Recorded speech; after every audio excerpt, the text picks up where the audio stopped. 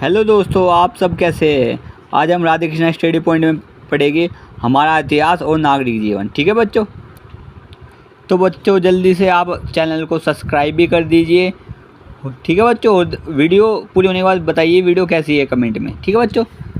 तो आप देखते हैं यूरोपीय शक्तियों, सबसे पहला पार्ट है यूरोपीय शक्तियों का भारत में आगमन। ठीक है बच्चों। व्यापारिक मार्ग।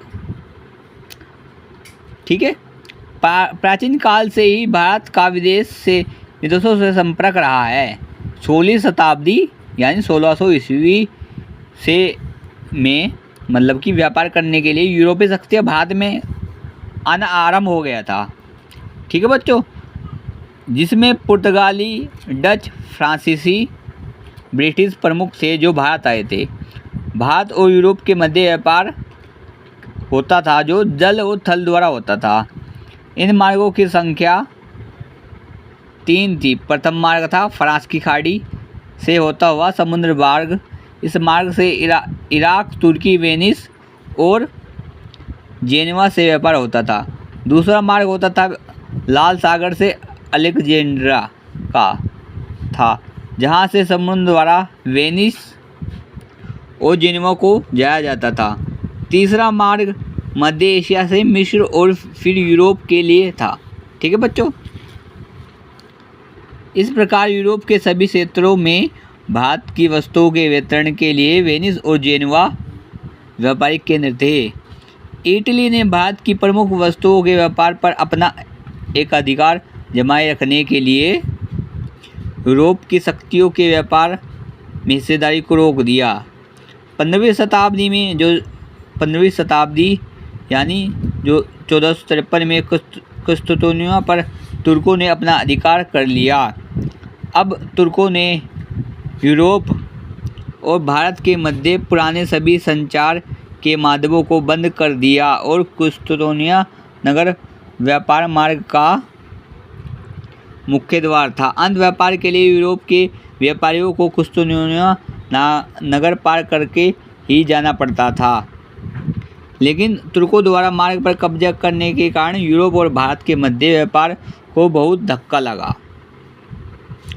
समुद्री मार्ग की खोज। अब यूरोप वासियों ने व्यापार के लिए नए समुद्री मार्ग की खोज करना आरंभ कर दिया। इन जगहों की खोज के लिए मतलब यात्राएं करनी पड़ती थी बहुत सारी। यूरोप के बढ़ते राज्यों की महत्वाकांक्षा क्या थी? धन कमाना, धर्म और ध्वज के सपने देखना। धन, राज्य की आमदनी के लिए खजाना इकट्ठा करना, कीमती धातु, सोना, चांदी आदि मसालों के फायदेमंद व्यापार से एकत्रित करने की संभावना। धर्म, ईसाई धर्म को दूर दराज तक फैलाना। ध्वज, यूरोप के राष्ट्रों का झंडा दूर दूर के उपनिवेशों पर फहराया जिनसे उनका साम्राज्य बढ़ सके। ठीक है बच्चों। वास्को डी गामा भारत आया था 1498 में भारत के पश्चिमी समुद्री तट के कालीकट बंदरगाह पर। ठीक है बच्चों। कोलंबस ने अमेरिका की खोज की थी। तो बच्चों जो यूरोपीय व्यापारी थे इसमें पुर्तगाली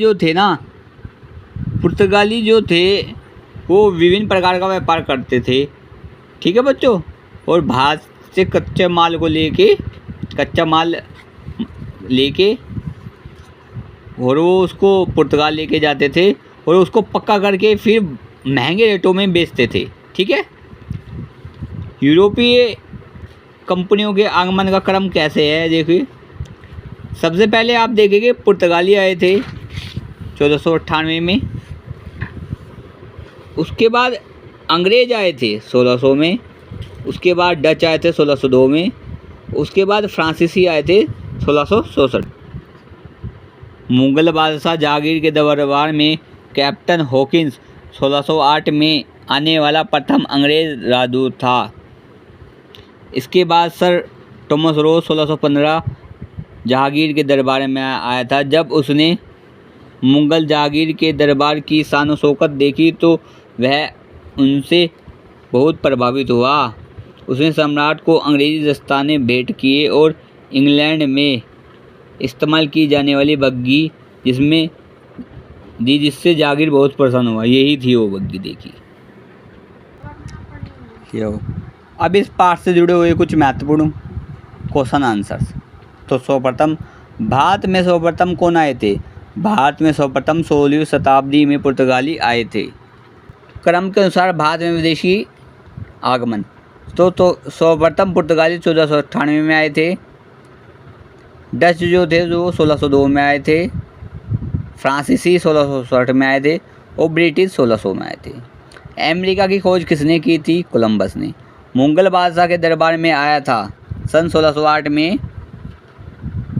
सन 1608 ई में कैप्टन हॉकिंस मुगल बादशाह के जागीर जो अकबर का बेटा था उसके दरबार में आया था।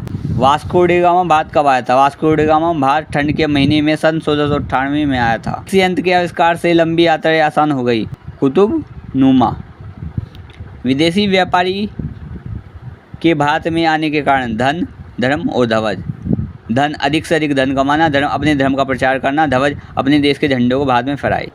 इस पाठ से हमें क्या सीख मिलती है? इस पाठ से हमें यह सीख मिलती है हमें किसी बाहरी व्यक्ति या देश को जब तक अधिक जानकारी या जगह ना दे जब तक उसके उद्देश्य का हमें पता ना हो। अगर हम अंग्रेज़ों को या मुस्लिम आक्रमणकारियों के खिलाफ शुरू से ही एकजुट होते तो वो हमारे देश को कभी भी अधिक हानि ना पहुंचा पाते। धन्यवाद बच्चों। आपको वीडियो अच्छी लगी हो तो प्लीज़ चैनल को सब्सक्राइब कीजिए। कमेंट में बताइए आपको वीडियो कैसी लगी, ठीक है, और वीडियो को लाइक भी कर दीजिए। Bye bye. तो इसी के साथ सबको नमस्कार, राधे राधे, जय हिंद।